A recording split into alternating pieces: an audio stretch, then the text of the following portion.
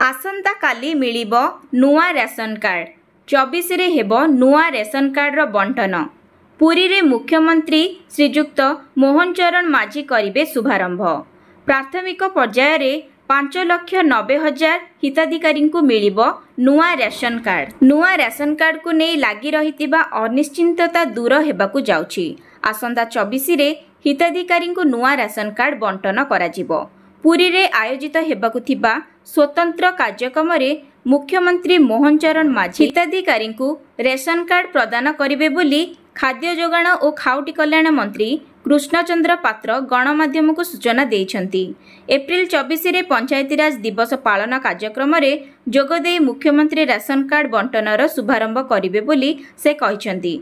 पर्यायक्रमे 5,90,000 हिताधिकारी को नुआ ration card बंटन कराजिबो। वर्तमान सुधा राज्य रे प्राय 25 लाख हिताधिकारी ई-केवाईसी करिनाहांती।